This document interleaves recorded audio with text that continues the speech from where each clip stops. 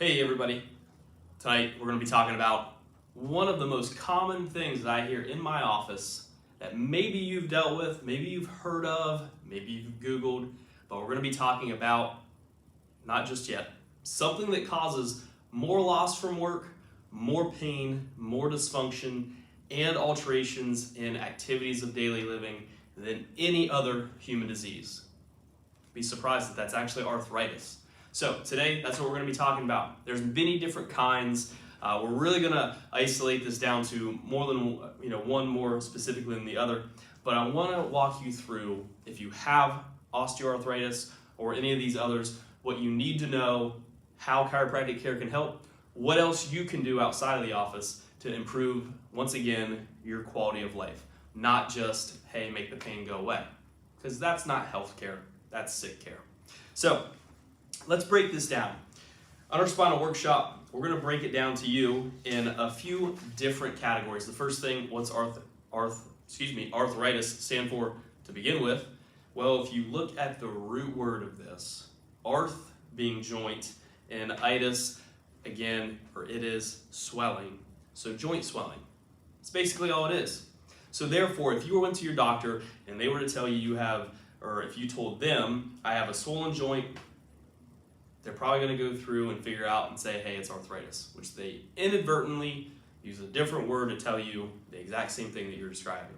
So what do all people need to know about arthritis? Well, number one, you need to basically have an active lifestyle for the rest of your life, which shouldn't we all? We want to increase the quality of life, but we have to have a proper assessment to determine what's the condition anyway. Is it osteoarthritis? Is it rheumatoid arthritis? Metabolic arthritis? Many different ones. So, some fun facts for you this evening. 1 in 5 adult Americans will suffer from this. By 2030, it is estimated that 67 million Americans aged 18 and above will be diagnosed by a physician, a doctor, with arthritis. That was from the Journal of Arthritis and Rheumatism. The CDC states that 1/3 of Americans will suffer some form of arthritis. It's a lot of people. So before I get into the types, there is an interesting fact about chronic illness. Roughly 75% of the trillions of dollars spent in the US is spent on a chronic illness. Of the chronic illnesses, 75% of those are musculoskeletal. Of those 75% of the musculoskeletal, it's actually spinal. So breaking all of that down, a lot of this comes back to the spine. And when we talk about trillions of dollars, direct cost in 2003, all right? So this is 20 years ago. Medical expenditures for arthritis were $80.8 billion. Indirect cost in 2003, $47 billion. Arthritis is also related to depression, because once we get through this here a little bit, you're going to understand this statement. Arthritis is related to depression through its role in creating functional limitations. Again, things you're going to hear me say today: quality of life, functional improvement, not just make the pain go away. Arthritis conditions are the most common cause of disability among U.S. Americans, and it has been for the past 15 years. So let's take a few steps back to types of arthritis. 3 that I'm going to talk about briefly: rheumatoid arthritis, which is a chronic inflammatory condition. It is usually an autoimmune disease where the body starts attacking its own tissue. Symptoms of such affect the hands, feet, wrists, ankles, knees, more your extremities. More common, 3-to-1 odds, more common in female from age 20 to 40. Metabolic arthritis, one you may not be super familiar with. This is notable with the presence of soft tissue masses in the soft tissue. Osteoarthritis, one we're going to talk about more so. This is where we can have bone spurs that affect the nerves where they exit the spine. causing numbness, tingling, burning, most of those nerve irritation pains that you are familiar with. And also a decreased disc space or joint space as well. So, knowing all this, what can we do about that? Well, one thing that you may hear is immobilization. Why does that happen? And how does that play a role in musculoskeletal degeneration? All right, so I'm going to slow this down. It's from a research paper, Experimental Models of Osteoarthritis, the Role of Immobilization, from MD Weidman from the Institute of Occupational Health in Finland. States that he concludes that immobilization, for whatever reason, is one of the factors in musculoskeletal degeneration. Okay? Also states that osteoarthritic changes and the loss of joint mobility can be produced either by a single period of immobilization, so a few weeks, or repeated shorter periods of immobilization, several days in each. All right, so let's digest this. Osteoarthritic changes and the loss of joint mobility. So, what are things that create this? Well, traumas, something such as years of jogging and imperfect form or running, high impact aerobics, sports, overweight, things of the such. So, keeping this whole immobilization and loss of mobility in mind, we may hear that osteoarthritis, well, it's normal wear and tear. Well, let's debunk this here. And we're going to go a little bit into class with chondrocytes. What are those? What's a subluxation? And how does this all relate? So a chondrocyte is a cell to the cartilage, or a precursor to cartilage. This can cause a change when the normal biomechanical pattern. Basically what I'm saying is, if the joint's not moving the way that it should, or anatomically how it should, that can alter the movement, which we call that a subluxation. If this is allowed to persist without the proper alignment, which would alter the biomechanics, this can cause a change in the pressure of the disc, of other joints, loading the cartilage and causing degeneration. This is how this whole thing starts, okay? We used to believe the degeneration occurred as a result of wear and tear, okay? Once again, I have a reference for this one. The joint lubrication is so smooth in an articular tissue that cannot actually occur. The coefficient of friction, so that movement against one another, is so low that it cannot happen. Whales and dolphins and seals all can suffer from osteoarthritis.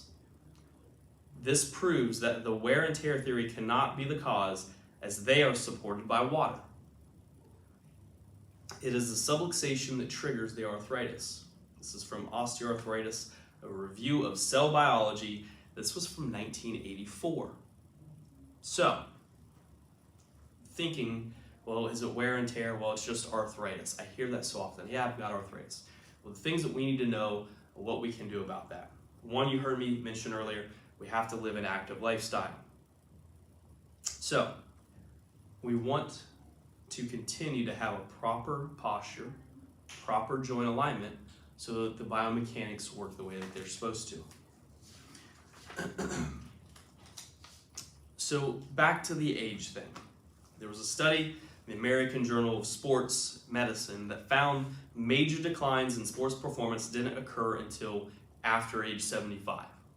So I hear a lot of 40, 50, 60-year-olds saying that they're old and it's an age thing. Well, there's differences between osteoarthritis and aging, okay? I'm going to give you a comparison of the two. Osteoarthritic, remodeling of all tissues around the joint. Osteophytes and other changes on x-rays, and they have inflammation. Aging, you don't have any inflammation. Osteophytes only with excessive use, and cartilage changes only. Okay? So, Age, we don't look at that as being a factor. Again, it's the altered biomechanics. So what do you normally do for osteoarthritis? I have an entire list of what is commonly given. Obviously, the first one, over-the-counter drugs, such as acetaminophen, aspirin, COX-2 inhibitors, hyaluronic acid, corticosteroid injections, surgery is obviously on the list, joint replacement, tissue repair, bone fusion. Again, then we get into exercise, water workouts, great idea, walking, low impact exercises. And then how about some of the supplements? Glucosamine chondroitin, we hear that a lot. Acupuncture, chiropractic care. Again, many different things. So I have a problem with, well, here, take another NSAID, take another NSAID. So, again, some research I have for you here.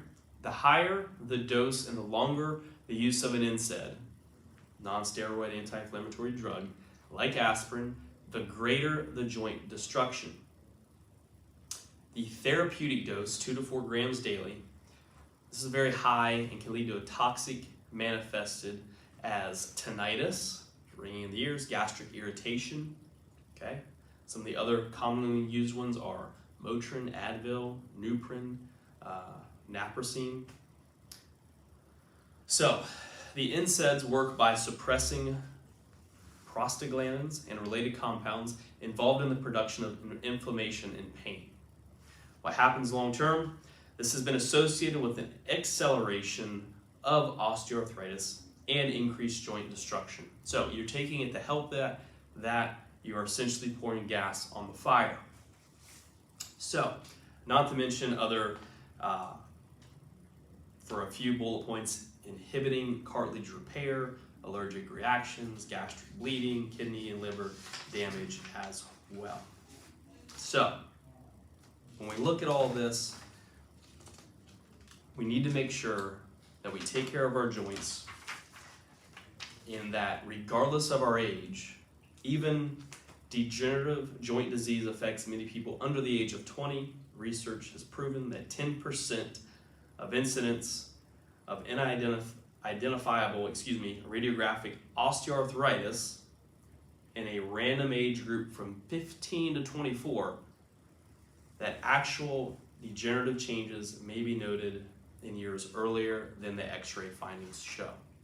Regardless of age, we need to take care of our joints differently for the rest of our life, and not waiting until they're sore or they're swollen and then just take over-the-counter NSAIDs.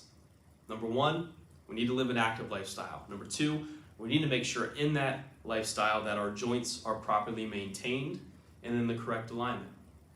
So, we look at what is stopping you from having your joints checked, your spine checked. Again, there's no harm in having that checked. Those should be routine things that are checked to prevent osteoarthritis from happening, to prevent excess use of over-the-counter drugs, but at the end of the day, to improve our quality of life. Who doesn't want that? Who doesn't want to be able to function as long as they can to their 70s, 80s, and 90s? We see it all the time, and we see people who are 40 and 50 and who struggle to do basic things. So, what's stopping you from living your best life? So, I really was excited to talk about this topic because we hear it a lot in our office. Well, hey, it's just arthritis. It's an age thing. That is totally debunked. It's not an age thing. Osteoarthritis specifically. So, thank you for tuning on here to our spinal workshop this evening. We'll look forward to seeing you next spinal workshop, which will be talking about fibromyalgia, another big trigger diagnosis that we hear that many people aren't really familiar with or understand what exactly that is. So thank you all for being on here. Hope you have a blessed day, and we'll talk to you soon.